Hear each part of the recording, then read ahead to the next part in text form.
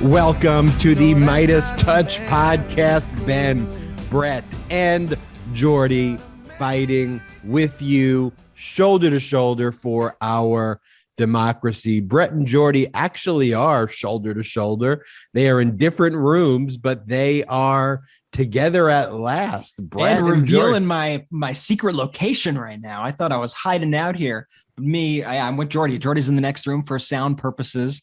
I am a room over from Jordy right now. But Jordy, man, what's up? It's great to see you. Dude, great to see you this way. It was great seeing you 4 seconds ago, too, before we entered each other's rooms. Wait, can you hear me right now? Brett! Did I come through? I'm sure our audio listeners are loving that. I absolutely hear you echoing like 3 times through my ears right now, 100%. They actually are very, very, very close to each other. We got a great show for you today. We have Krishnamoorthi, congressman from Illinois' 8th Congressional District. We'll be speaking with him about his investigations into the NFL. Oh. Congressman Krishnamoorthi is on the Oversight Committee, and he's been digging deep into, with a number of other members of Congress, into the Washington Football Club, now I guess called the Commanders, and serious sexual harassment allegations that have been made against them. The potential that there is a cover-up going on in terms of the report that the NFL had commissioned into what had taken place. Apparently, there was orders to only do an oral report and not a written report. And there's also accusations or allegations that documents that should be turned over to the committee are not being turned over to the committee. So that will be our post Super Bowl episode, delving into destroy the NFL, have the cabal take down the NFL. That's our plan. Yeah, and just by having a member of Congress talk about something, that's one of the ways we act as a cabal, apparently, by just asking questions that, by the way, these are public hearings that have gone out for weeks, but we'll get the credit, I'm sure, for being behind this and being responsible for. And Ben, you're going to take on that interview just one-on-one, right? Because you were a little jealous that Brett and I did an interview a while back with just us two, and so you wanted your own little light, huh? That's exactly correct. The interview will just be me and the congressman, and then Brett and Jordy. I had to get you back for you stealing one of my interviews. So now we are even. But then we as brothers have an interview as well after, on the other side of that interview, with a Democratic congressional candidate for Alabama's 2nd congressional district, Phyllis Harvey-Hall. I love Phyllis Harvey-Hall. I mean, she is full of energy, full of positivity and optimism. We've been speaking a lot about Alabama on the Midas Touch podcast. As many people will recall, a 3-judge judicial panel, district court panel in Alabama found that the redistricting that was done in Alabama was racist and inappropriate and ordered the Alabama legislature to redraw the map. But the United States Supreme Court last week, in an opinion led by Justice Kavanaugh, basically said, no, we as the United States radical extreme court are going to put our fingers on the scale. And despite what a bipartisan district court panel did in Alabama, what we're going to say is the racist status quo map will hold. And then we'll take this up when we want to take this up sometime in the future. But the implication of what the Supreme Court did by allowing the map to hold is that the racist map, not what the district courts did, will hold, which is it's a very unusual thing from a legal perspective, just wearing my lawyer hat for a second, because normally what the Supreme Court would do when it wants to hear oral arguments is it would preserve the status quo, which would be what the district court did, saying that these maps are racist and they need to be redone, not basically hold the racist maps should stay. There's been a big erosion of the Voting Rights Act, but still, even with that in Alabama, Democrats, though, still had a pretty decent redistricting situation where people were saying across the country that the Republicans are going to gerrymander the crap out of everything. Democrats fought back, and it's awfully close. You got to fight fire with fire. Ben, you're feeling extra lawyery today. Like, you got the look going on. Something it's the up glasses. today? It's the glass, but he's in the button down too. Yeah. Well, I took a deposition. I knew it. Right before the podcast, I had a deposition. I knew the energy. Did they take you more seriously when you wear the glasses? Is that it? No, my eye was hurting me yesterday. I had to put eye drops in. My eyes have just been crushing me lately, particularly, in my right eye. Yesterday, Sochi and I went to Happy Valentine's Day to Sochi. Happy Valentine's Day for Brett, to Emily, Jordy, to Lexi. Happy Valentine's Day to all. Happy Valentine's Day to the Midas Mighty. How about that? Happy Valentine's Day. And thank you for spending your night with us. You are our Valentine's today.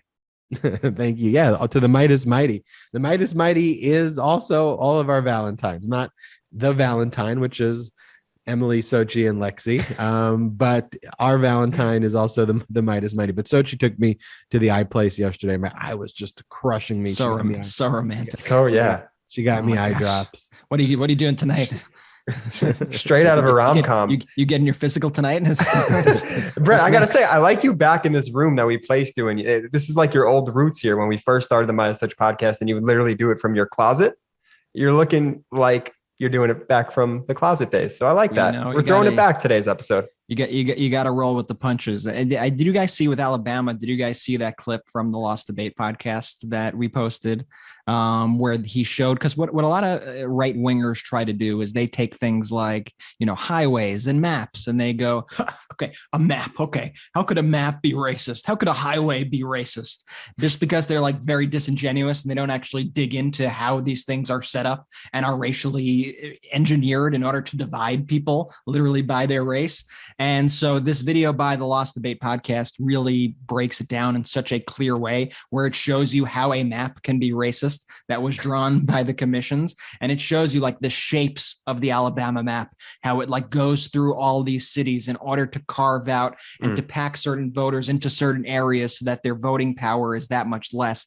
It's really the best visual aid I've ever seen. I encourage all of our listeners who love this podcast to check out the Lost Debate podcast. Wherever you look for news, you may be forced to choose between echo chambers and mainstream media and conspiracy obsessed alternative media. That's why you should check out the Lost Debate. It's a podcast and YouTube show for political eclectics who want to escape their media bubbles and engage in good faith with ideas from across the political spectrum. You got Ravi Gupta, a former staffer for Obama and school principal who founded Arena, an organization that has trained thousands of progressive staffers and helped elect hundreds of candidates. You got Corey Bradford, a progressive political organizer from the Deep South turned TikTok star who once hosted a Fox News radio show. And if you watch the YouTube version of this episode, you'll see Corey with the visual aid show you exactly how these Alabama maps are gerrymandered. And then you got Ricky Schlott, a Gen Z New York Post columnist and libertarian fighting to protect free speech. They cover the latest news, ideas, and trends that mainstream media overlooks. So instead of being at each other's throats, they focus on bringing new perspectives to the table in constructive debates that sound less like crossfire and more like discussions between real people. So you can join the conversation. Check out the Lost Debate podcast today. New episodes drop twice a week. Search for the Lost Debate on YouTube or wherever you get your podcast. Ben, Jordy, we got to talk about the Super Bowl. Jordy, why are you wearing a Spider-Man mask for the MAGA-verse, brothers? The MAGA-verse is at it again. Did you guys see the MAGA-verse's reaction to the Super Bowl? It was outrageous. It was totally and utterly ridiculous. Yeah, but why are you wearing a Spider-Man mask? Because we're fighting against the MAGA-verse. We're not holding back. And I'm not Jordan right now. I'm Midas Spidey. And Midas Spidey has had it up to here with these lunatics in the MAGA-verse. Do I have to come in there right now? Do I have to come in there and set you straight? So for those listening, Jordy is wearing a Spider-Man mask. Think about a good Kanye West mask, for example. I'm not even sure. It was publicly reported, so I guess I could talk about it.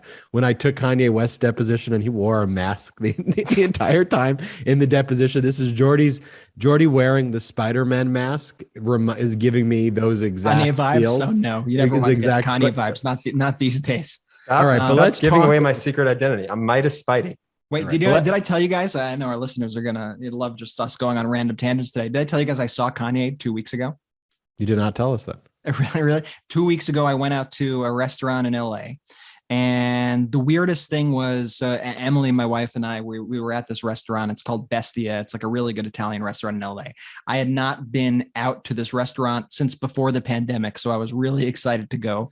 So we get there and we never talk about like Kanye West and Kim Kardashian or anything like that. Like ever, like that's never a topic of conversation. But because Kanye's just been so crazy lately, I mean, I guess that's his MO now all the time.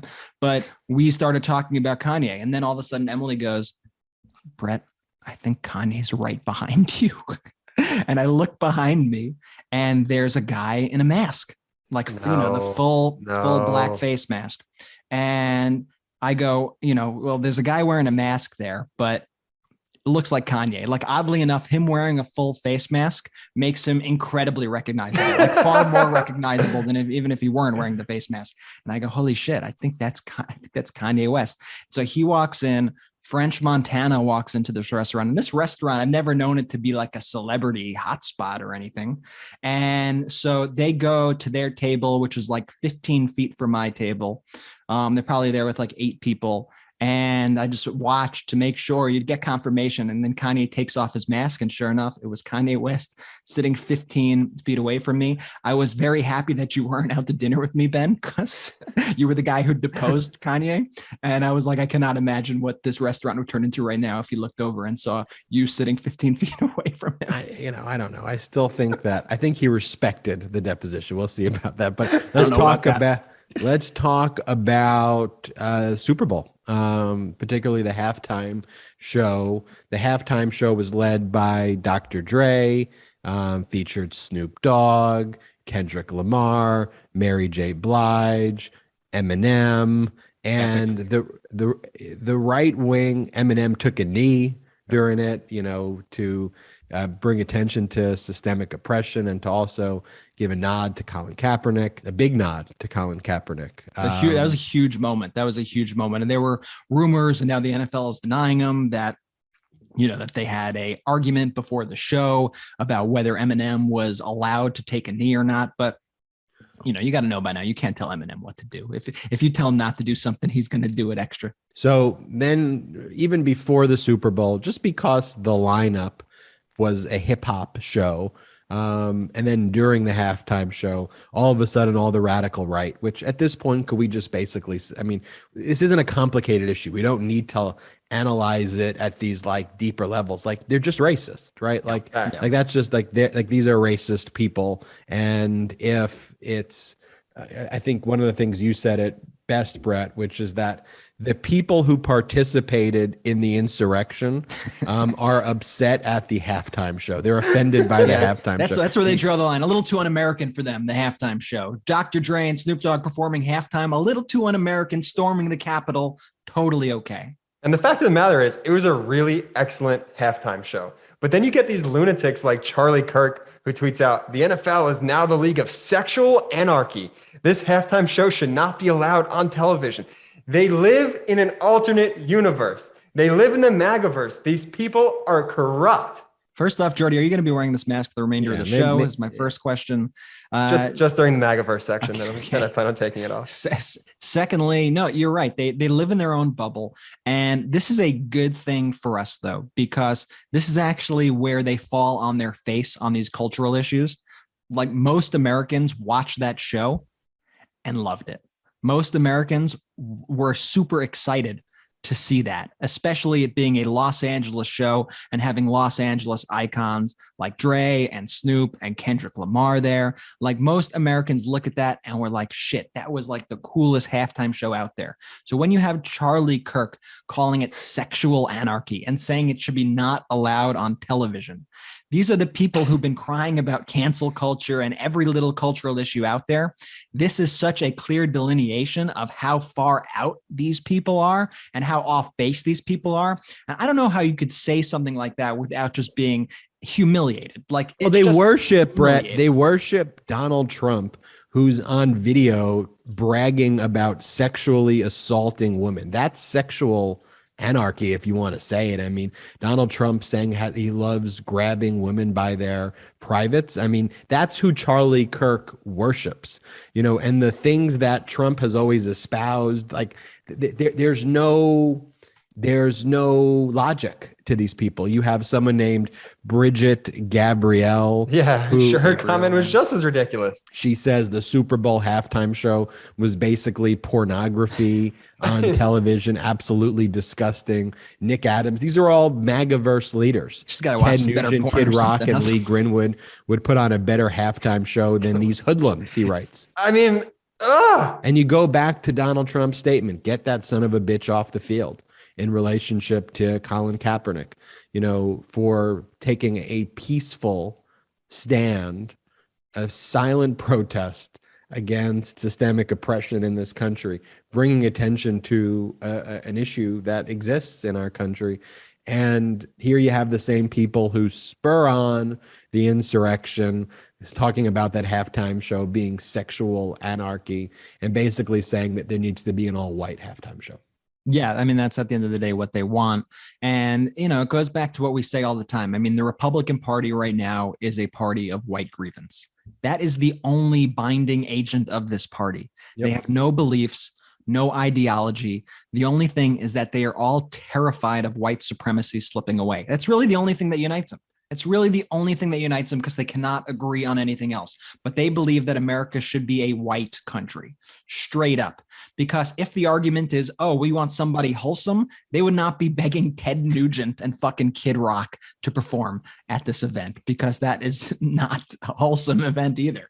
If you want to go the wholesome route. Dude, Kid Rock performing at the halftime show sounds like literally the worst halftime show ever. Is just going to perform Ba with the Ba 8 times? Like what's the plan there?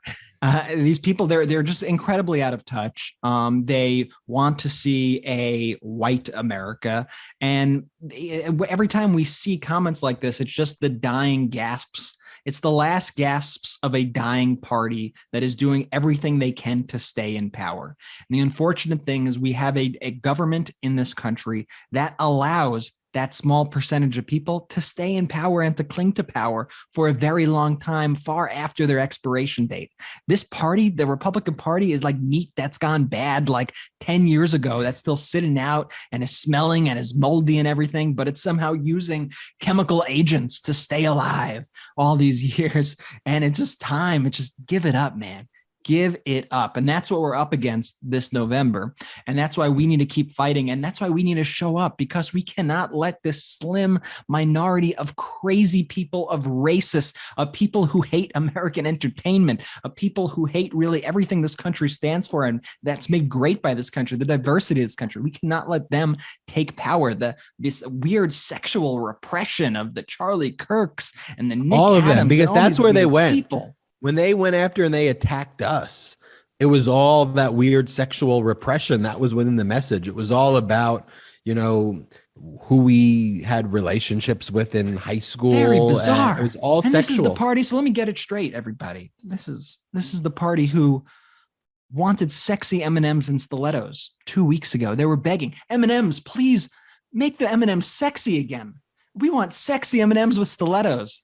But Eminem taking a knee during the Super Bowl, I can't handle that. Yeah, Brett, just put your meme up for a second. That was a brilliant plus meme. If you're listening, watch this or go to our Twitter page to check out the meme. I was very proud of this, which I did on my phone. Yeah, Brett did that meme in real time and sent to us. This was the Eminem they wanted. This is the Eminem they got. Definitely check that. I want to talk about just our next partner is Athletic Greens. Ooh. Athletic Greens is my favorite. It's completely revolutionized my morning routine. Before Athletic Greens, I didn't know what vitamins to take, so I would try to mix and match. I had a whole cabinet filled with pills and gummies and all these different things. Vitamin alchemist over there, Ben. And I wasn't doing it the right way. But Athletic Greens does the work for you. So what is this stuff? What is Athletic Greens? With one delicious scoop of Athletic Greens, you're absorbing 75 high-quality vitamins, minerals, whole food source superfoods, probiotics, and adaptogens to help you start your day right. This special blend of ingredients supports your gut health, your nervous system, your immune system, your energy recovery, focus, aging, really all things. All I do with my Athletic Greens, my AG1 is what they call the powder. I do a scoop of my AG1, poof, put it in my my cup, shake up the cup with one little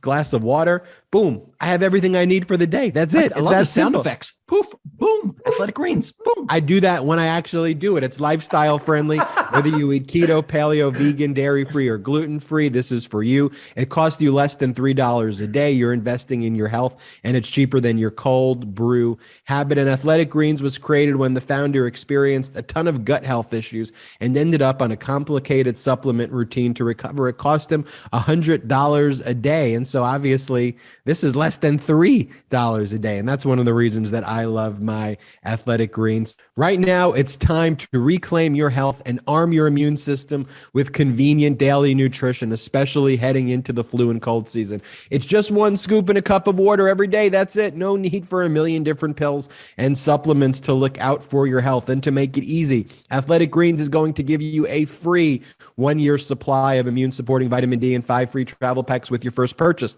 All you have to do is visit athleticgreens.com/Midas. Again, that is athleticgreens.com/Midas to take ownership over your health and pick up the ultimate daily nutritional insurance. What's this? Let's Go Brandon crypto coin failed, Brett? Yeah. What's going on there? We're going back to the MAGA-verse, so I don't know if Jordy wants to put back on his mask. But yeah, there was a MAGA themed. I mean, all these fucking grifters and thieves. They made a MAGA theme cryptocurrency. Let's Go Brandon cryptocurrency, and it turns out that cryptocurrency, that one, the Let's Go Brandon one, at least, not so much on the up and up. So the value of all the 330 trillion coins now totals just a few $1,000s combined, according to the crypto trading sites, which is a far cry from the days that pro-Trump investors believed they were going to strike it rich in this zone of crypto. That represents a 99.5% decline. Imagine if you put your money in this Let's Go Brandon coin. First of all, you've humiliated yourself just from the start by putting your money in. Imagine telling somebody that you have crypto and your crypto is Let's Go Brandon crypto. Fucking clowns. And so that means if you put in your money, you've now lost 99.5% of your money. So congratulations. Way to own the libs. Great work out there. Clap, clap, clap, clap, clap, clap. Owning the libs by filing for bankruptcy. Way to go. Dude, the MAGA-verse is a scary fucking place. I mean, you wanted to even talk about it. Look, this digital world acquisition company, the Trump SPAC, just to show how literally empty the investments that MAGA makes, it isn't a thing. They've missed every deadline of launching their app. They use other people's code instead of their own. But the MAGA people just don't care. They're just here, take my money. I don't care. I don't care if the company's even real. They would rather invest in a fake company that their cult leader runs, digital world acquisition company, which has no real, actual, tangible product. And they're against actual social media that actually does what it says it's going to do. But that's it. For them, that's a good microcosm of what they want America to be, right? They're cool with America being pillaged and raided as long as they can wear their red hats and feel like they're cool. They don't give a shit about actual things that work. Even if they're the ones being stolen from. Exactly. That's the craziest thing. But, and then though, they're the first people willing to jump ship though, too, and there's reporting that came out recently that Rudy Giuliani's in discussions about testifying with the January 6th committee. You think Rudy's trying to get a little reprieve here, Brett, and knows the writings on the wall and he wants to, finally get info out, or is it just Rudy being Rudy? I don't know. It's always Rudy being Rudy to me. I feel like the January 6th committee has been a little more cautious in the language that they're using to describe their talks with Rudy after so many people have, like Jordy says, done Lucy with the football and pulled away at the last minute. I don't believe that he's going to speak until I see him speak, because I've learned my lesson at this point with all these people.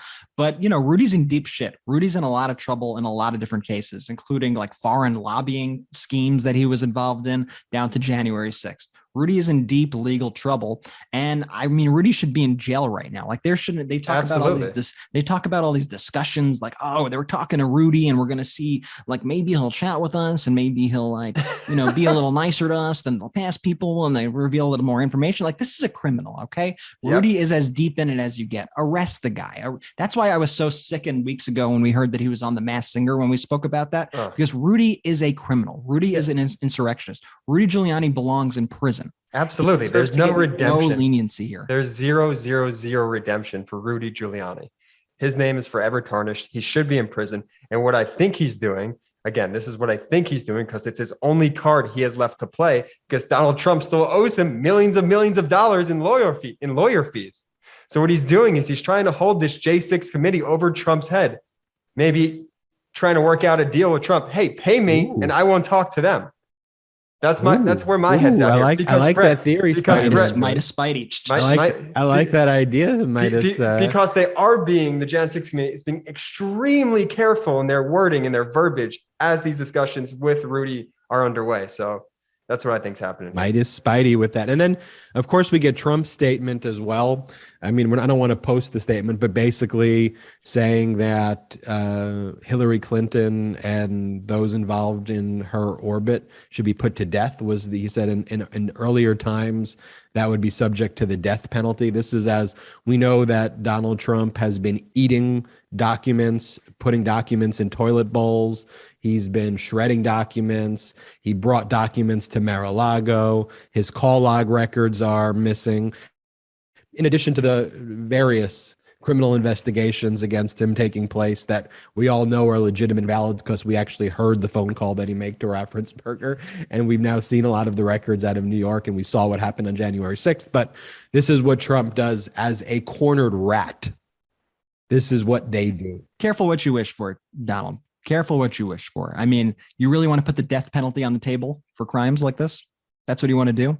You really want to put the death penalty on the table because you are projecting at your own crimes. And the whole like right-wing media ecosystem right now, it's so weird.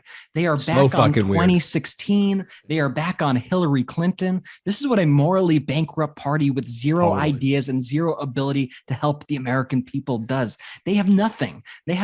So they're making up a story about Hillary Clinton infiltrating Trump in 2016 and are trying to turn it into this whole big thing. These people are lunatics. And I think don't they ever get bored? Do you ever get bored of this? I do not understand. Even the most diehard person who doesn't like Hillary Clinton, a Republican voter, when they're looking to go to the polls in 2022 and they already think that the whole process is bullshit, that the whole process is corrupt, that the whole process is rigged, Hillary Clinton in 2016, we think, is that going to bring people to the polls? Is that really going to make anybody vote for Republicans? I'm going to chalk this one up to the old saying that is never interrupt your enemy while they're making a mistake and let them run 2022 on Hillary Clinton. Let them. Never snatch defeat from the jaws of victory was always an expression I used as a litigator. You're snatching defeat from the jaws of victory. Why do that? And you're right, Brett. It is a morally bankrupt right-wing media that is just rehashing the same talking points over and over again and rooting for our enemies. In a little bit, we should talk about what's going on in Russia and how the right-wing radical extremist media is actually not one of the first times really in American history, maybe the first time in American history where normally the country would rally around a president in the face, and Biden's standing up strong. He's uniting allies, and you have the right-wing media who's literally rooting for an enemy. I want to talk about that on the other side of our interviews. But first, I want to talk about one of our partners, Grove Collaborative. Ooh. I love Grove Collaborative. You know who I know loves Grove Collaborative just as much as me? I think Brett does. And Brett, I took the last ad read. You want to do Grove Collaborative? Sure thing, Ben. Do you have some resolutions to be more sustainable? Well, make it easy and start with eliminating single-use plastics. Grove Collaborative is here with reusable swaps to make a lasting impact at home, for your family, and for the planet. Did you know that only 9% of plastic actually gets recycled, no matter how much we put in our recycling bin? At Grove Collaborative, they believe it's time to ditch single-use plastics for good.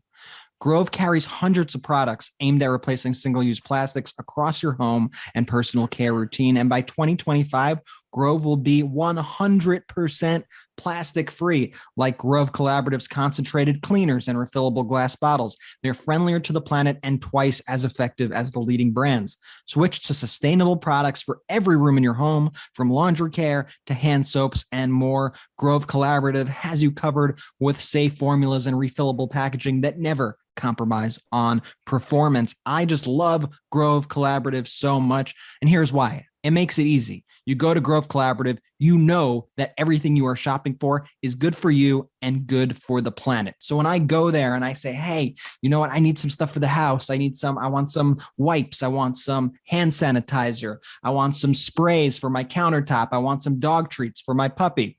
I know that everything there is going to be good, that it's going to be healthy, and that it's going to be good for the planet. It just makes it easy. It's a no-brainer. You don't have to read all the fine points and the small print and try to figure out what chemicals are in this. You just know everything on Grove is great. So here's what you got to do. You should join over 2 million households already shopping sustainably at Grove, and here's how you do it. Go to grove.com/MidasTouch today to get a free gift set worth up to $50 with your first order. Plus, shipping is fast and free.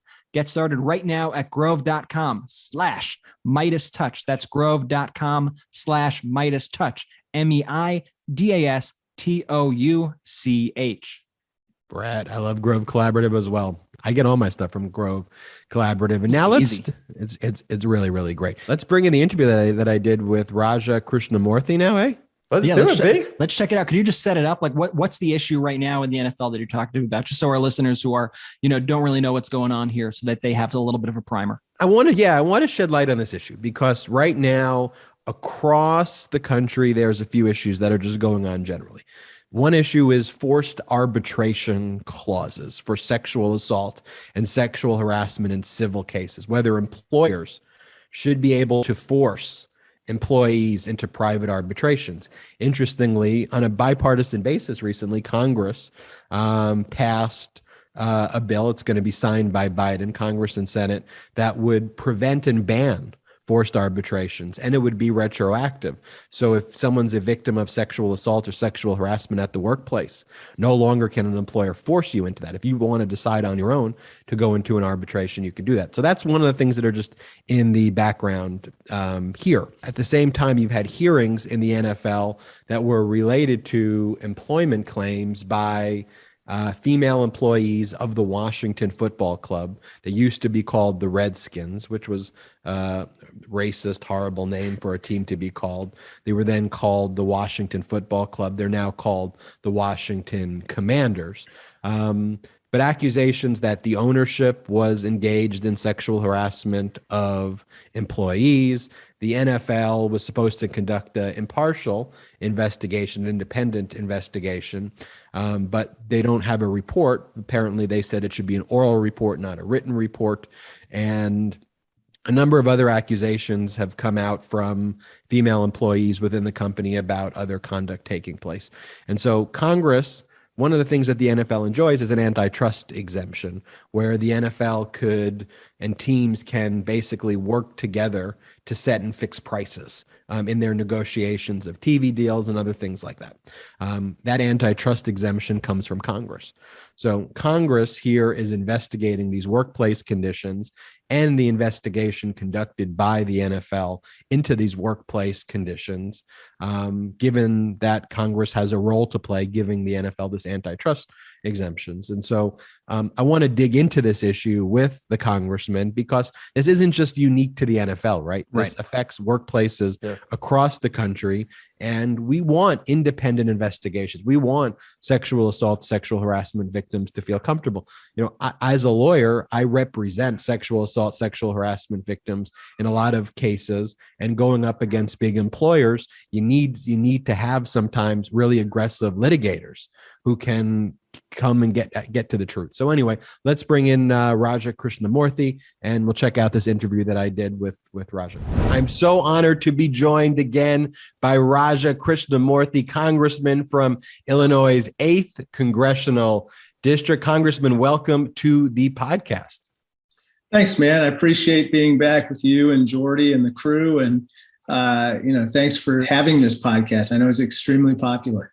No, and I appreciate you and all the work you're doing, fighting for our democracy, fighting for workers. And, your name's been coming up in the headlines recently, regarding some of these committee hearings regarding the NFL, the Washington Football Club, now named the Washington Commanders, into employment practices there, into sexual harassment allegations there, into the NFL's purported independent investigation, or so the NFL claims, into this horrific conduct that's been alleged, and very compelling individuals who spoke at these committee hearings last week and in other settings, issues over the NFL not turning over documents that they're hiding behind claims of attorney-client privilege, and they may have entered into kind of joint defense privileges with the football team that they're supposed to be investigating. So how could you be an independent investigation when there's a joint defense privilege? But I want to take it to a very basic level, which is, why is this issue important? Why is this something that Congress is investigating and that you're focused on right now? Well, thanks for giving attention to this very important issue. First of all, we should just acknowledge that the vast majority of women in America report having been sexually harassed, more than 60% of women, and much of it at the workplace. And as you know, the NFL and the Washington team and others are some of the most visible and prominent workplaces in America. And the conduct that has occurred at the Washington team has been horrific, as you mentioned, decades and decades of sexual harassment against numerous victims by numerous perpetrators, including the team owner himself, Dan Snyder. And we learned at our hearing, or our roundtable hearing the other day, one employee of the Washington football team who basically alleged a sexual assault by the team owner at a dinner, and then reported being pushed toward his limo forcibly until the team owner's own attorney said to him, Dan, this is a very bad idea. And that's what caused the team owner to stop. And so for this to happen for decades and decades at this place, everybody's watching and saying, okay, are we going to have transparency and accountability in the most visible, one of the most visible workplaces? And if not, why isn't this going to happen all over America? And so that's why it's important to figure out here what went wrong, bring people to account, and formulate our rules, regulations, and laws to prevent this.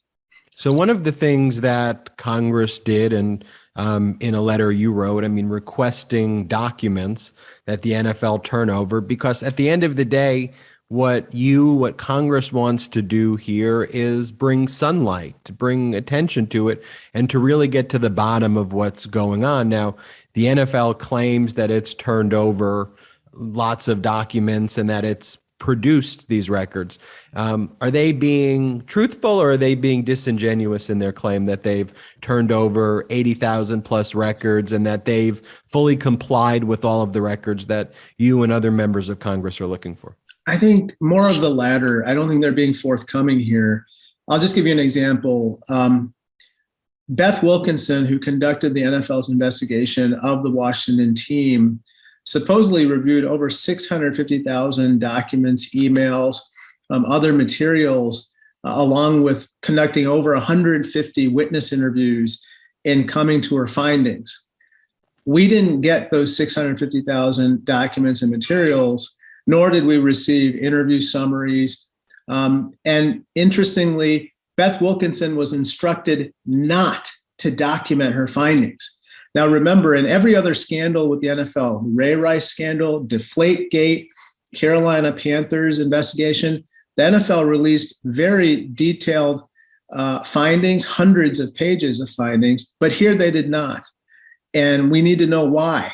And it appears to me to be a cover-up, and we're going to get to the bottom of it. And so when talking about getting to the bottom of it, what powers does Congress have, though, to enforce its subpoena request? At this point, the NFL's claiming, well, one, we have an agreement with a joint defense agreement that prevents us from, turning over certain records, or alternatively, if that's not the position they're resting on, attorney-client privilege. These are not documents that we should be turning over. But, one of the things I think that they're thinking about is really kind of the law of attrition in a way that, there's a lot of issues going on and Congress is busy, and are they really going to remain laser focused on this issue? And one of the things that I think they're counting on as a passive observer is that Congress is, just going to move on to the next issue. But is this something Congress is going to stay focused on? And what powers and authority can be done to actually get these records before the committee? Great questions. First, I'm going to be focused on this, and my committee will be focused on this.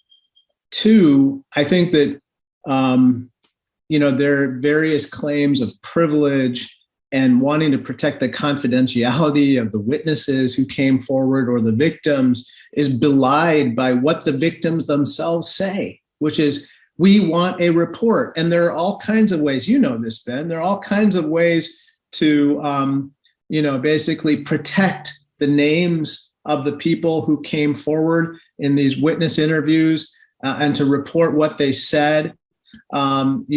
We all have seen blacked out names and reports and so forth. There are ways to protect them and at the same time get the findings out. And so at the end of the day, I fear that what's really happening is they don't want the findings to get out. They don't want certain pieces of information to get out. And for that to happen really is very disturbing. And as a lot of my colleagues said, look, you, the NFL, enjoy a very important antitrust exemption that we in Congress have conferred upon you. The least that you can do is investigate pervasive sexual harassment and tell us what you're doing to hold people to account because of it. And so for those watching and those listening, they may find that very fascinating, this antitrust exemption. It's unique in certain circumstances. Right. It's circumscribed by law.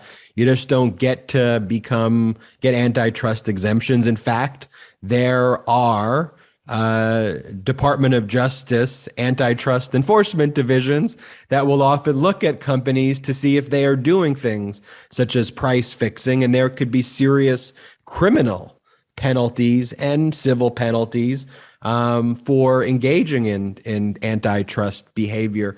And so maybe just walk us through a little bit at a high level, this antitrust exemption that has been conferred, and why does the NFL get it and other businesses don't? It's a fascinating topic, Ben.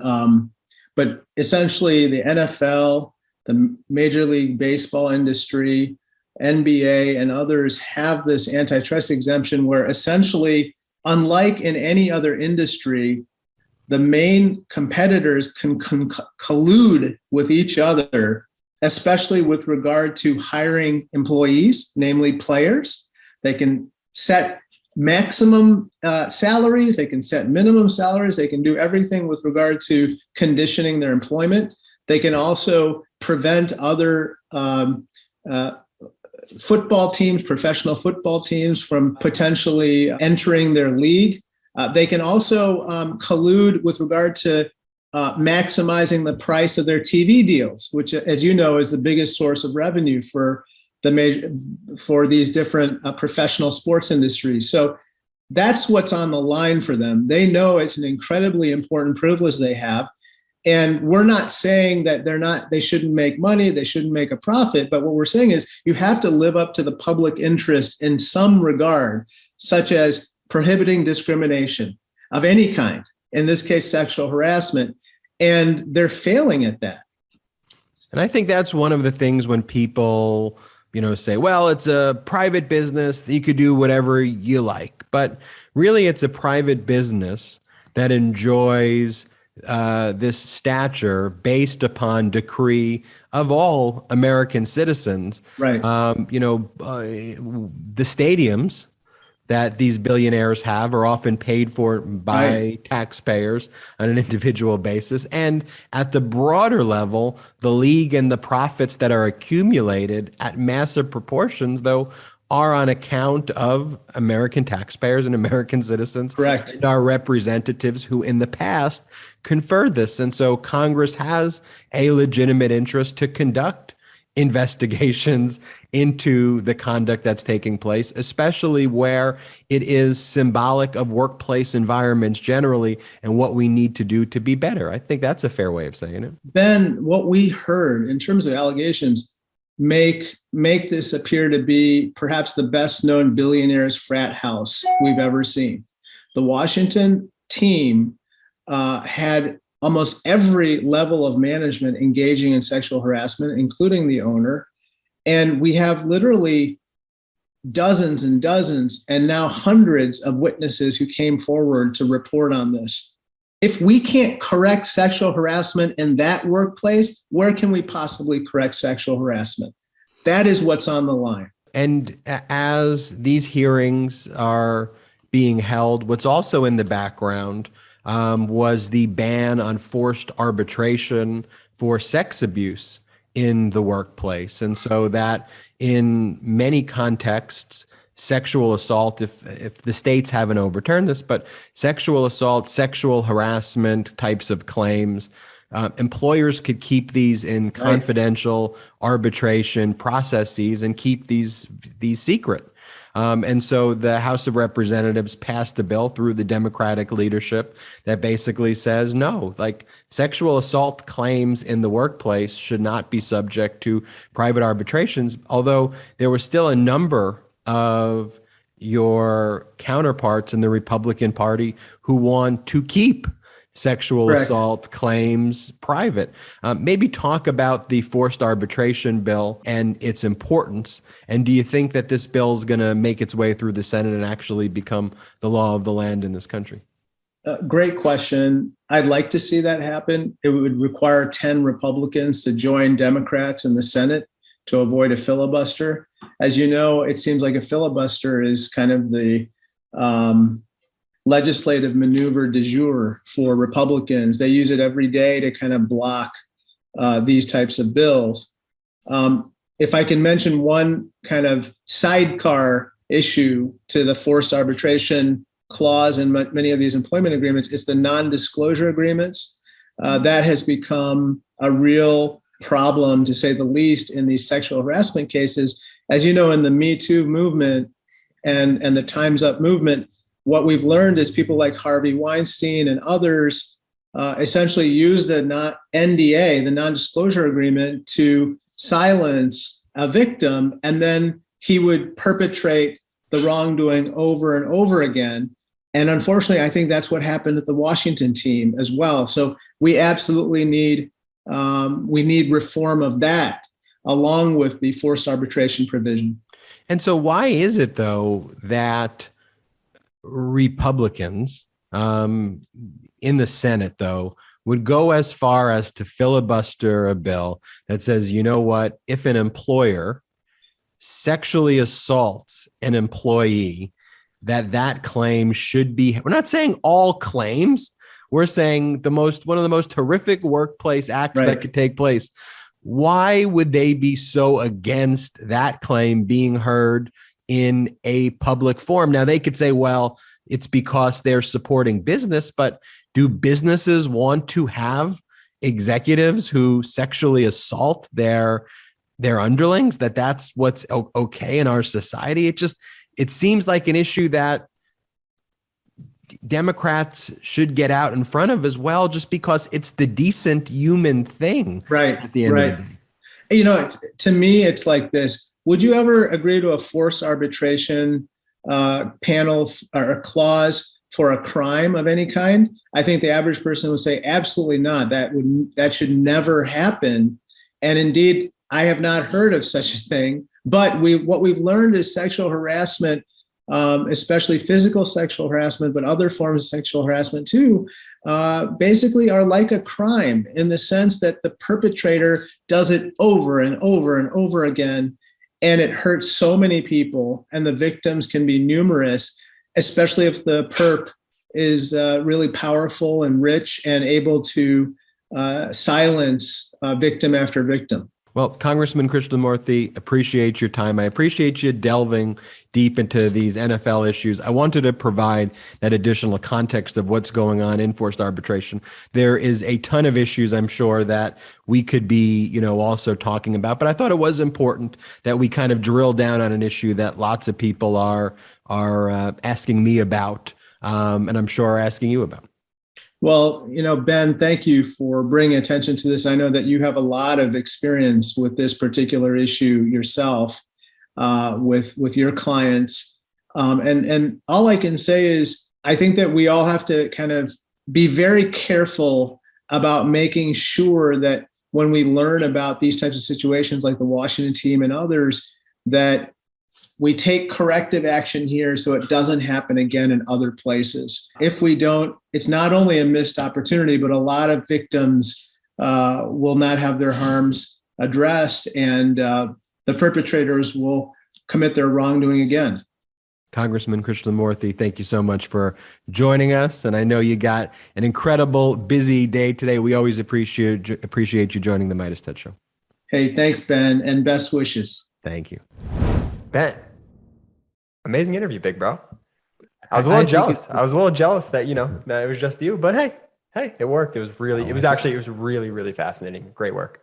Yeah. I just wanted to, delve into an issue a little deeper than we have before. I mean, there's a lot we could be talking about. We talk about it on the, in the podcast as brothers when we talk about the current events. And yeah, I could have talked to Congressman Krishnamoorthi about. And no better person than you to really conduct that interview, as you have taken on the NFL before successfully. Yeah. Look, at the end of the day, though, as I see it, taking on, I just want to do the right thing, right? Yeah. Like I just want, at the end of the day, I just want there to be justice for the women who came forward. They want truth. They want transparency. They want people to be held accountable for their actions. That's all that we can ask. Brett. We got a lot more to talk about this episode, but let me first tell you about a product that I love, a company that I just love so much. They're called Aura Frames. And I was just thinking about them because I have Aura Frames set up in my house, and then I came to Jordy's, and like the first thing I saw on prominent display was the Aura Frames flowing through the photos. And the first thing I said to Jordy was, man, my picture better be in this Aura frame, because it cycles through all the photos. And Jordy said, just wait. And there it was. Not just one picture, but multiple pictures. Your frames, it's really, really cool. The screen is really, really awesome. And the layouts that they have of all the pictures, and then the way you use the app and stuff to choose what kind of photos you want and what layouts, it's really, really awesome. So what Aura Frames is it's a smart digital picture frame. They make it easy to share photos and videos with your favorite people from anywhere in the world using the Aura app, so you can feel closer and celebrate more of those day-to-day moments that really matter. Each frame comes beautifully packaged and ready to gift. You can even personalize it with a special note and cherished moments for a heartwarming surprise when your recipient sets it up, which only takes about 2 minutes. And unlike other digital frames, Aura has unlimited storage with no subscriptions or additional fees. So you get the Aura Frames and you're ready to rock. You don't have to worry about anything else. Aura's first sale of the year is happening right now, so make sure to visit auraframes.com for a thoughtful gift that just shows how much you love your loved ones. That's AURA frames.com. And listeners could use the code MIDAS. That's MEIDAS, to get up to $20 off the list price while supplies last, now through February 22nd. That's coming right around the corner. So make sure to get your Aura frames today. That's code Midas for $20 off. Terms and conditions may apply, but trust me, get these while supplies last, and get these while you could get that $20 off. That ends February 22nd. Use that promo code MEIDAS now. Yeah, I love Aura frames. When everybody comes into my house, the first thing they look at is the Aura frames with the images. It's a beautiful screen. Shifting. It's a beautiful screen. That's the difference between. Do you have a photo of me and yours, Ben? Of course, I have a photo of everybody in ours. Just making sure, just checking. But with the past frames, they kind of looked a little like cheesy. Aura frames is the first one that looks like art. It looks beautiful. When people see it, they're like, it's incredible. And you got to do things with your pictures. That's what I miss about photo albums. Like these people used to just display it. Anyway, I can go on and on. Make sure you get your Aura frames. Here's what I want to talk about too before we bring in our next interview, Brett. We now have over 130,000 Russian troops who are staged outside of Ukraine. There is credible evidence that Russia is planning an invasion of Ukraine that is imminent. Russia's avowed goal is to destroy American democracy. That is one of the things that Putin wants, one of the things that Putin regrets, and his whole worldview, regrets not the right word, but his whole worldview is shaped by the belief that the Soviet Union crumbling was the worst thing to happen in history, that he wants to build up a Soviet Union to take down the United States of America. When you think about the Cold War, you think about Kennedy, you think about all presidents standing up. I don't care who it was at the time, right?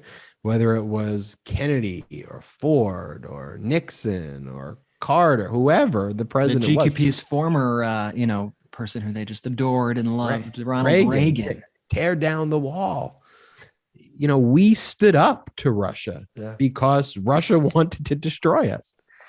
And here you have Biden doing exactly what Trump didn't do.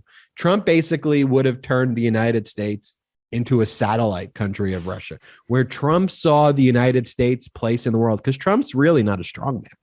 Trump's a fake strong man. Trump is as weak as you get. Trump is yearning and looking towards people.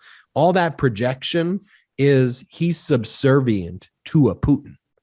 You saw him in Helsinki. He looked horrible because he's scared of Putin. But he wanted to turn America into like what Hungary is to Putin. He wanted to turn America, into something that's in Russia's orbit. And so he let Russia do whatever it wanted to Ukraine. He extorted Ukraine. Biden is calling President Zelensky for robust support, protection from the United States. President Zelensky is standing up and saying that he's going to defend the country from Russia. But you literally have no unity. I bet you if you did a poll, I think I've said this on Legal AF, I may have said this on another Midas podcast. If you polled Republicans and said, who would you rather run America, Putin or Biden? I guarantee you that poll results would basically show Putin by overwhelming support. Yeah. And when we've seen, all this hidden rhetoric over the past few days and people saying that war is imminent, I hope from the bottom of my heart that there's not a war, because so many people will be hurt, could die from that.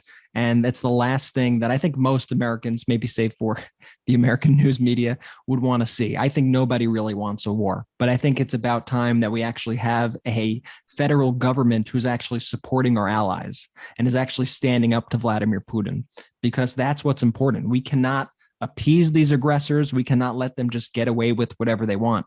And we must protect Zelensky. We need to protect Ukraine and offer them whatever aid they want from us. If Ukraine says, America, like, get out of here, like, we should get out of there. Like, we should respect Ukraine's autonomy and do whatever we can as a nation and as a partner to help them. I couldn't agree with you more. And our hearts go out with our allies in Ukraine right now. We support President Zelensky. We support their fight for democracy, and we need to rally around NATO. We need to, that is a very American position to take.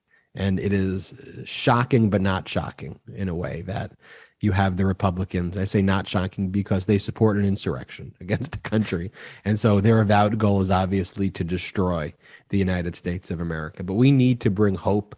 We need to bring optimism back into what makes America truly a special country. And someone who's spreading this message of hope and optimism, Phyllis Harvey-Hall.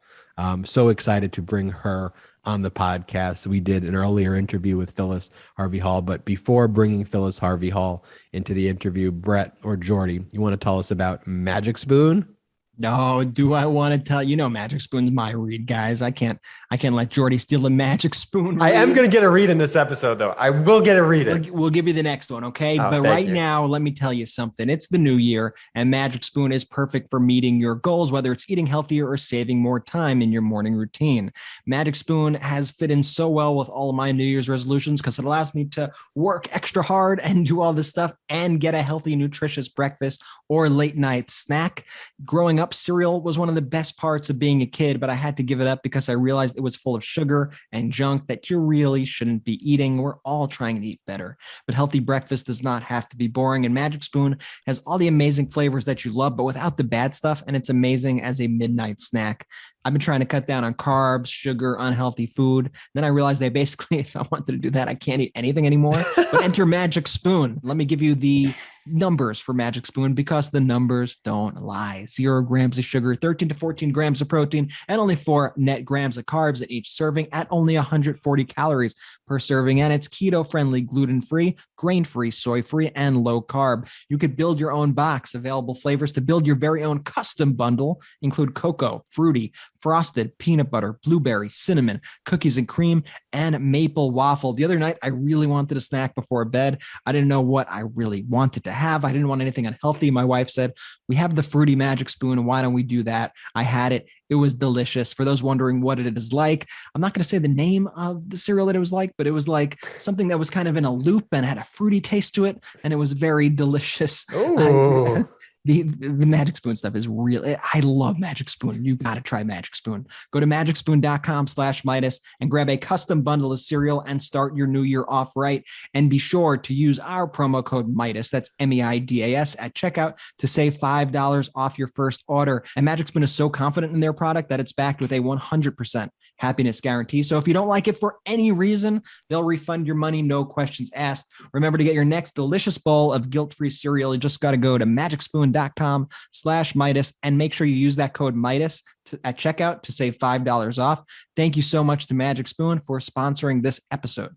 Let's bring in Phyllis Harvey-Hall with an interview we did. Phyllis Harvey-Hall, though, just radiates optimism. You know, I'm rooting for Phyllis Harvey-Hall in this election. She previously ran for Congress. She's running again. Incredible person, and excited to share this interview with all of you. Let's bring in Phyllis Harvey-Hall. We are joined by Phyllis Harvey-Hall, Democratic congressional candidate for Alabama's 2nd congressional district. Welcome to the podcast, Phyllis. Thank you for having me. I appreciate this, really. It's great, and you all give me such energy. I hope you feel it coming. I feel it. I'm feeling it. All right, Phyllis. So normally I would do the introduction and say, Phyllis, this is the background, da, da, da, da. In your own words, if you can tell the Midas Mighty and all of our listeners and viewers your background and why you're running for the 2nd congressional district in Alabama. I am Phyllis Harvey-Hall. I am running for the 2nd district, as you stated, in Alabama. And I'm excited for this run. I don't know if people kept up. This is my 2nd rodeo. And I believe, as I think the kid says, when you knock down, you just get back up. And I'm back up, and I'll stay up, and I intend to keep moving. I am an educator. I am an advocate for people. I'm a local advocate for education. I'm a consultant. I have a small tutoring business. And that's what I do. I have a grandbaby that I love. If you ever find anything all over social media, you would see her pictures. I think she's gorgeous. And I am a believer in the ideal of America. And that is why I'm running. I grew up listening to how great we can be, and we are good. And progress has been made. I know you all are just a tiny bit younger than I am. And the joke here is that I am a little too mature to be considered young, but do know I'm restless all the time. Okay. So I'm moving. Okay. And with that, with the history of this country, the beauty of it, I know that the ideal of America is beautiful. There's nothing better. And unfortunately, there are some people that don't like that ideal. I think they like talking about it, but they don't want to really be about it. And I'm running because I think we're at a point in history right now that if we don't fight, and I mean just come out as democratic people, people who believe in this country, who believe in justice and equality, who believe that we all should have an opportunity and that we're all Americans. I tell people, when you look at this gorgeous face, I say it's brown and you see that, you can't miss it. I said, but I don't like classifying myself as anything but American because truly, that's the blood that I carry. I'm American through and through. I can be just as brash, just as bold. And I believe that when I walk out the door, I am afforded every opportunity like anyone else that carries that American heritage. You're running against a radical extremist by the name of Barry Moore. Now, I don't use the term conservative anymore. I don't think that these right-wing radicals can have that term conservative when you don't fundamentally agree with conserving our democracy. And Barry Moore is spreading COVID disinformation. I mean, one of the things he stands for is he's pro-COVID. He wants people in Alabama apparently to be infected and die by COVID. Is that a conservative view? And he voted to decertify the election and supports the big lie. And he's one of these people who view attacks on police officers, the insurrection on January 6th. He views that as legitimate political discourse. And so how do you message to the voters of Alabama, second, though, that this man is not conservative? This is a radical extremist who wants to literally kill the people in Alabama, second. That is going to be a task that we are going to do. And I think you all have know that my team this time coming around, we are going to fight and we are going to let the people in Alabama know that Barry Moore goes through what the Southern like to do, this Southern cover up. He loves to quote the Bible, loves to hold the Bible up. But, you know, if you're reading the scriptures, he's like this wolf in lambs just covered. He is a ravenous beast, but he pretends to be a Christian. And here in the South, you know, we have to learn to be polite. So it is all about the sugar honey iced tea. And that's all he's bringing, really, because there's no truth that he's dealing in. He's been self-dealing since he was in the Alabama state legislature, where, as we all know, he got off on a memory lapse. And that's a convenient Christian conservative thing to do, I guess, because God is forgiving. So we just forget and we cherry pick our lies and we ask for forgiveness. But Barry Moore has voted no for everything that has been beneficial to the state of Alabama and for our country. And we are going to let him know, let the people of Alabama know that what he's voted for, his voting record, speaks about who he is. Forget what's coming out of his mouth and look at what he's doing. And right now, with our state being one of the states last in education almost, I think we were dead last for reading and math 2 years ago. We have rural hospitals of clothing, but Barry Moore went and voted against not only Build Back Better, he voted against the infrastructure bill, but yet there's so many projects we need, roads and bridges here, but he'll yet spend that money and bring it and say he's done something for this state. So we are letting the people know who he is. We're letting him know about his voting record. He voted against women with the Protection Act there. So he's not concerned about anyone but himself and greasing the pockets of his donors and the people he liked dealing with. You mentioned education as an important issue impacting all Americans, but particularly Alabama's second. Because Alabama second is dead last in math and reading comprehension and certain skills like that. What are some of the other issues, though, that are kind of top of mind on voters in Alabama second, that Barry Moore is just completely missing the mark on, and that you're laser focused on to bring this election home? And that was when we look at healthcare and what he's promoting with COVID. You know, we've lost thousands of people. So he's not focused on that we need the infrastructure for our hospitals. And he needs to make sure that, as I tweeted to him earlier, you need to stop promoting these falsehoods and deal with science. So he's not promoting the science for people to have health care. The money that's coming in, that came in from the American Rescue Plan, we are looking at that money that's needed in Alabama hospitals to keep them moving. And let's think of the infrastructure of broadband when we talk about education. We've all seen how in rural America, particularly here, how that we do not have broadband reaching to these children where they could have access to it for schooling. So what our ill-informed representative sent out was a survey earlier this year, I think latter part of last, asking if we need broadband. He is so clueless that he didn't know that already, but you're wasting time using up government funds to send out a useless survey. We certainly need broadband. I talked about it last time. So once again, he doesn't seem to be concerned about what the people really need. They need broadband in rural America. They need it for jobs. He was always touting that we need more jobs.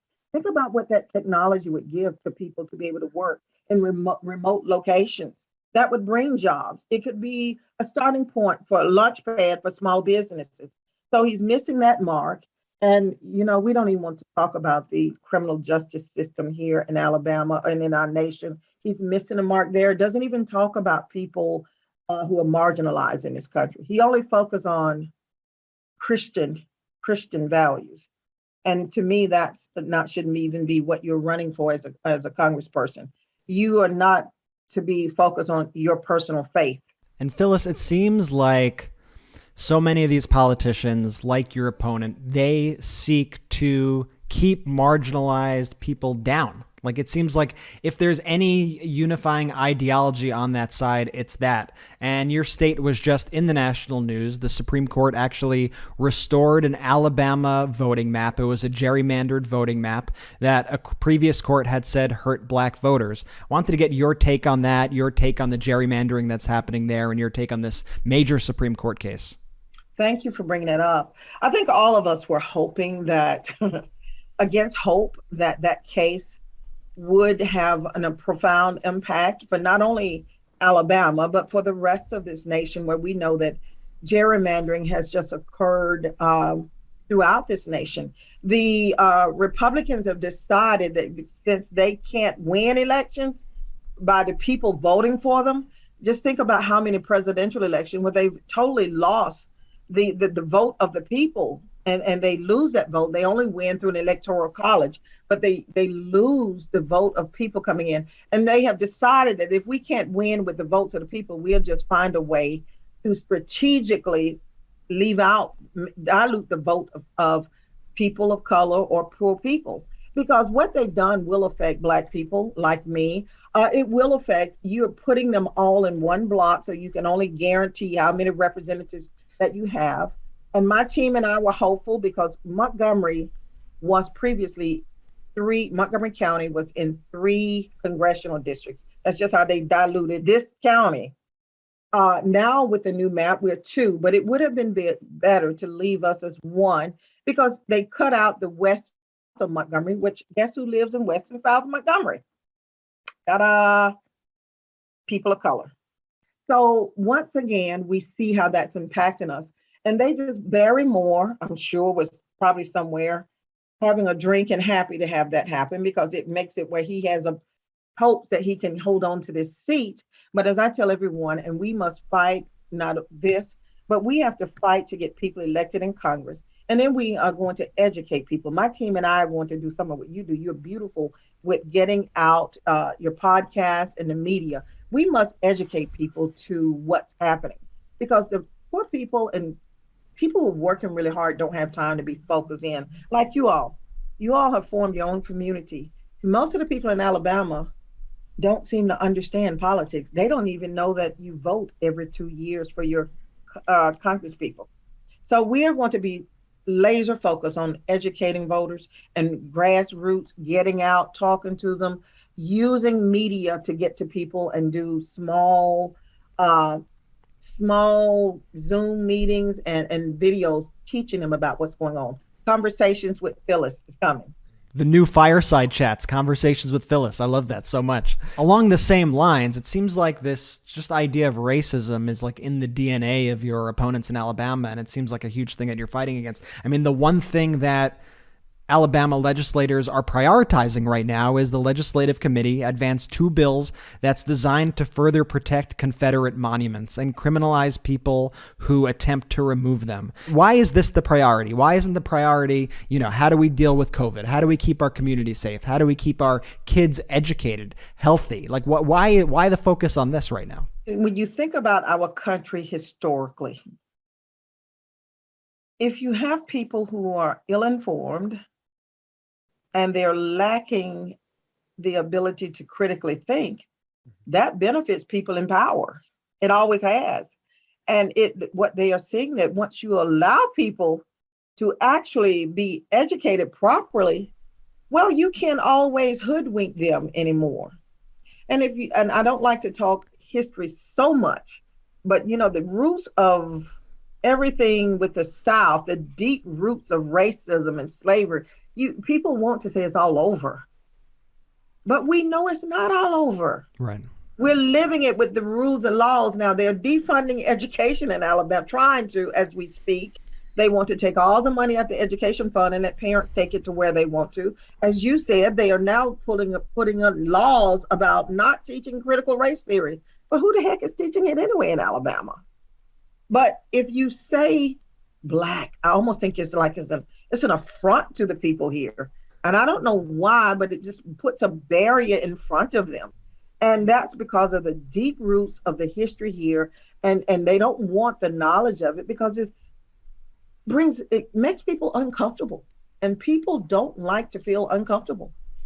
And so my whole thing is this time with my campaign is breaking barriers. We got to break down some barriers here and building a bridge. And that barrier that we don't like to talk about here in the South is race. And we've got to get beyond it. And they hide dog whistles with it. But I think they're bringing out the foghorns now. So we really want to deal with that. We are protesting. I met with some people this morning about how we are going to continuously get people excited about calling our legislators, informing them that we the people want a society that's inclusive and progressive. People need a wage to live. They need health care and they need education. Those are the basics. Phyllis, so as an educator yourself, what do you make of the fact that Republicans are actually trying to ban books and in many instances, the teaching of Black history across the country? Is this from the same group of people that hate cancel culture? I mean, really? Exactly. They always talk about cancel culture. But now they want to cancel writers. They want to cancel books. You want to burn books. This goes back to a time in history once before. It's like rather than making progress, we've got these people who are a lot older than I am that just want to go back to a time where they were comfortable and where they felt that they could just do what they want to do. They don't want to share. They want control. So my point with these books that have been there, we read them. And why are we burning books? Because they don't want to feel uncomfortable. They don't want history to be known. Because if you, like we said, you need an uninformed people. And I don't like using certain words because here in Alabama, if you say certain things, they say, you calling me ignorant or you calling me this. When people need to know what the word ignorant means, it doesn't mean what you think most of the time. It just means you're unlearned. I'm ignorant about certain things, but you need people not to be educated. And I tell everyone, I came up, there were grants for me to go to college, the Pell Grants. I could go to school for a whole 4 years, what people pay for 1 year now.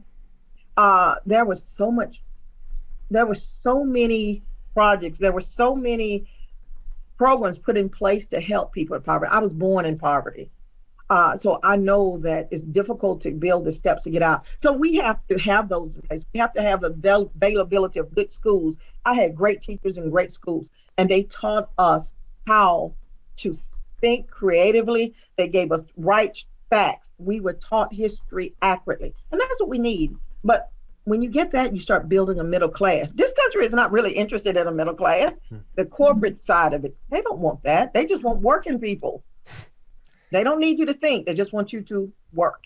Right. So I'm all for education, the best education. Let's put money, let's put grants back in, and let's get this high stakes testing to the place that we're doing it where teachers can't teach. Let's adequately pay teachers, and let's put mental health resources in our schools. Mm-hmm. And Phyllis, your energy is so contagious. I have no doubt that you would be a great congressperson for Alabama's 2nd. Where can people follow you along? How can people help out with the campaign? Anything you want to tell our audience right now of where they could find more information about you? Yes, well, you can follow me on Twitter. I am Phyllis D.H. Hall on Twitter. They can go to www.phyllisforcongress.com. That's our website. The website will lead you to every space you can go to find me. We are on Facebook, Phyllis for U.S. House. We are on Instagram. Once again, just go there to the website. You can find us on all of your social media platforms. And by all means, we're looking for volunteers. And I think you all know that we have beautiful young people, Dax Slate, Rel Anderson, both who were opponents, I think you all know. And now but we're all together. And we know that in our strength, take down this Trump-loving radical called Barry Moore. We're going to have to work hard in these deep red areas, but we intend to do the work. We intend to break the barrier. We intend to build the bridges, and we intend to expose him for who he really is and pull the clothing off of him. Let them see that he's just a ravenous wolf back there. He's not that lamb. And he came to the came to Martin Luther King Day with a Bible here in January to speak. Brought a team of people with him. And you want to speak to us about voting rights, and you want to speak to us about Martin Luther King Jr. when you voted against the bill? Really? That's just how hypocritical he can be. Phyllis, before we let you leave here, we heard a rumor that you're actually a Midas Mighty yourself and part of the Midas community for quite some time. I think you may even have one of our holiday cards. Any truth to this? Yes. Oh, there it is. And that's our recent holiday card too. Phyllis, for the listeners, Phyllis has pulled out her Happy Holidays from Midas Touch card, which I know many of you have received in the mail this past December, unless you were dejoyed and received them in January. That's so awesome. I love that you have it just ready to go. That's so cool. I was really I'm like, oh my God, I have this. They sent me one. I am getting cool points. Yes. Phyllis Harvey-Hall, we thank you so much for joining us on the Midas Touch podcast. We're going to keep following the campaign for Congress member of Alabama's 2nd District. Go out there, tell the truth, keep fighting for the country, and keep pushing back against these anti-democracy, pro-fascism forces. And at the end of the day, your message is simple. You want to help the people of Alabama. And the other person who's got the position wants to hurt the people of Alabama. Sometimes the simplest explanation is always the right one. We thank you so much for joining us on the podcast today. What an interview, huh? With Phyllis Harvey-Hall. Contagious energy in the best way possible. I am excited to follow that campaign. Midas Mighty, support Democratic candidates, because at the end of the day, what I love about that interview is when you do an interview, if you look at the interviews with Republicans, right, it's always just them just saying horrible things and scaring you and painting this horrible dystopian picture. Like Phyllis Harvey-Hall, though, it was all about love.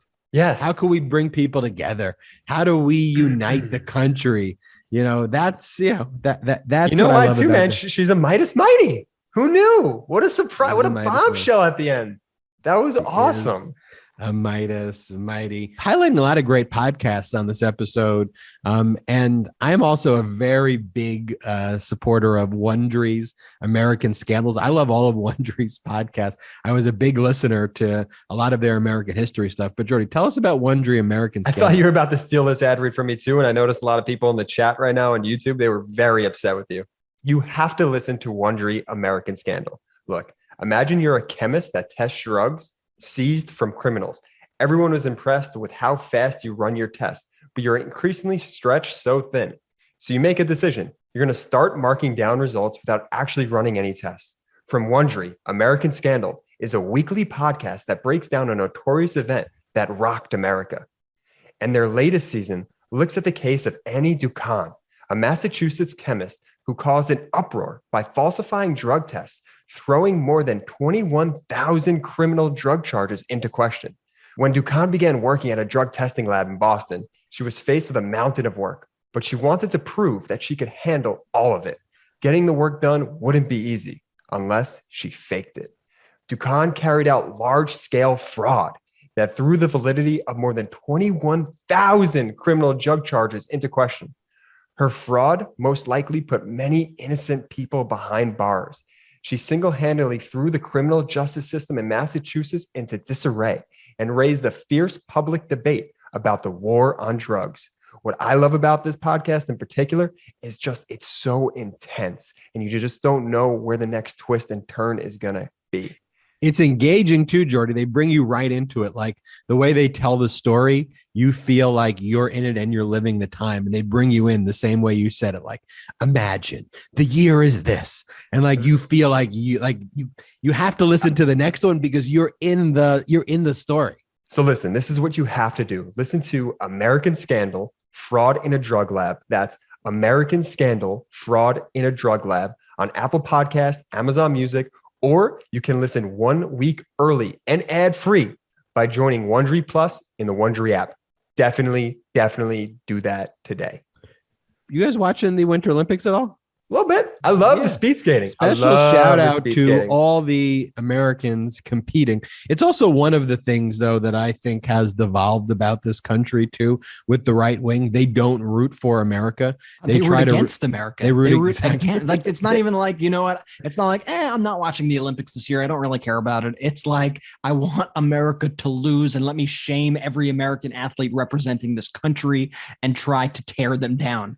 It's the most un-American thing like imaginable. No, that's really the right wing. And that's one of the things, too, that it's like, I genuinely don't feel like the right wing supports any aspect of the country. Like they legitimately hate the country. I remember in the Summer Olympics, which got moved back because of COVID, at all times, they were hoping that America wouldn't finish top in gold medals so they could hold it against like woke athletes. The American gymnastics team became public enemy number one in the heart and eyes of the GQP, man. And all that rhetoric, I mean, it really starts though with Trump, right? And it starts with when Trump was the president. Remember, he was rooting against the soccer team, the American soccer team. And Trump attacking all athletes. It goes to the beginning of the show. Dude, like his whole thing is we need to attack Black athletes. Yes, we need to attack white athletes who are allies of Black athletes. We need to attack brown athletes.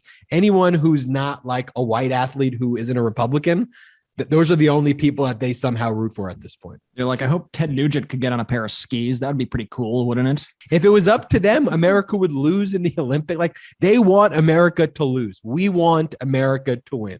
And when you go and you see people like Representative Krishnamoorthi, when you see people like Phyllis Harvey-Hall, when you talk to the Americans who root for this country, that's why I still love this great country at the end of the day. I want America to be an incredible nation. I want to wake up on Valentine's Day with not love just as a holiday, but like true love in my heart. I want to be in a position of optimism. I want to be in a position of helping people. I don't want to be in an echo chamber of anger, of resentment politics, of jealousy, of blame, of hate. Choose love. Choose love. Midas Mighty movement is all about love. And choose to take action today. After you listen to these podcasts, get motivated. Get out there, whether it's writing postcards, canvassing, doing phone calls. Special happy birthday to Midas Jerry, who's out there in Texas, knocking on doors every single day. And I want to highlight again at the end, Midas Jerry, because it's a perfect example, though. Like Midas Jerry has assumed positions of leadership in the Texas campaign by just going out there, knocking on doors and being steadfast every day. Like you can do it. You listening, you have the ability to change and sway elections. Just you. Bring in friends, though. Bring in other people. Let's make this fun. Let's do it together. Let's win in 2022, and let's win the small battles every day and the big battles to save our country. Special thanks to all of our sponsors: Aura Frames, Wondery, American Scandal, Magic Spoon, Athletic Greens, Grove Collaborative. Use those codes, the Midas codes, for them. We negotiate these deals with them to get you good discounts, and we don't put stuff on here that we don't use. You get that Aura Frames. Listen to the Wondery American Scandals. Get your Magic Spoon cereal. We eat that. Athletic Greens, I'm drinking it on the show. Grove Collaborative, all the stuff I have here is Grove Collaborative. And check out those podcasts we told you about too, like The Lost Debate. Like, these are recommendations that we're making for a reason for you, and it also supports the podcast. We'll see you next time on the Midas Touch podcast. Ben, Brett, and Jordy signing off. Jordy? 2 quick things. There are 2 other birthdays. I just want to shout them out. Happy birthday, Midas Wendy, and happy birthday, Matt Hansen from last week. Love y'all. Happy birthday, Midas Jerry. Shout out to the Midas Mighty!